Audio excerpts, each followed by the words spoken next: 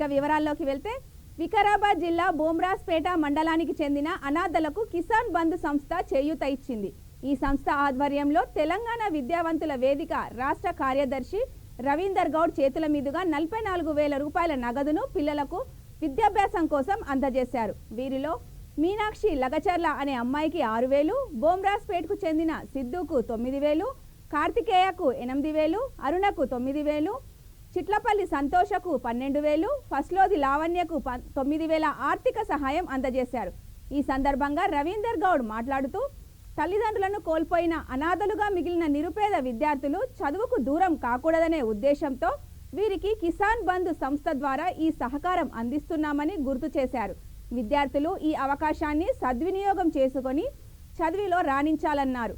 కార్యక్రమంలో కిసాన్ బంధు ప్రతినిధులు సతీష్, స్నేహ, నిశాంత్, సాయి, ఉపాధ్యాయులు పాపిరెడ్డి, అనిల్, విజయలక్ష్మి, లక్ష్మి, గోపాల్, మాసని, వెంకటయ్య, నర్సింలు, సిఆర్పి పాల్గొన్నారు। నేను జీవనోపాధి కొరకు నాకు ఏదైనా చేస్తే నేను చేసుకోబతుకుతా సార్, నా పిల్లల్ని బతికించుకుంటా, చదివించుకుంటా, నాకు పైసలు కాదు ఏమన్నా ఆల్టర్నేట్ చేయండి అన్నాను। నేను సతీష్తో మాట్లాడంగానే మరి ఏం చేద్దామన్నా అన్నాను।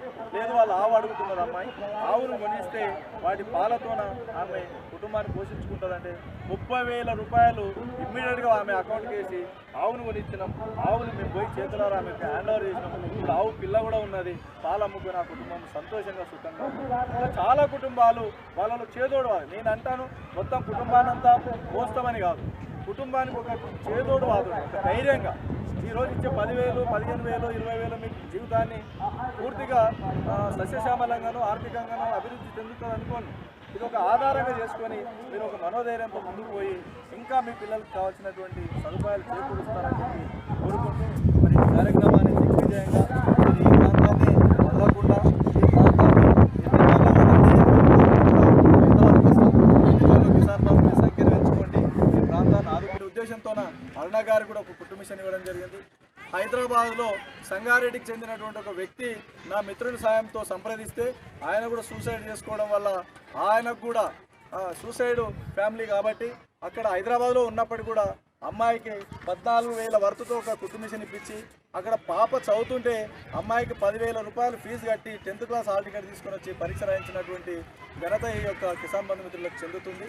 మరి ఈ ప్రాంతంలో ఈ తల్లులందరూ కూడా వాళ్ళ పిల్లల యొక్క చదువులు కావాలి, వాళ్ళు ఏ కష్టపడినా పిల్లల చదువు ఆగకూడదనే ఉద్దేశంతో కిసాన్ బంధు గత 6 సంవత్సరాల నుండి గోవిందమ్మ పిల్లలు ఇద్దరు పిల్లలు కూడా సుమారుగా 15,000 రూపాయలు, అరుణవ పిల్లలు కూడా వాళ్ళకు కూడా 15,000 రూపాయలు కంటిన్యూగా ఇస్తూ వస్తూ ఉన్నది।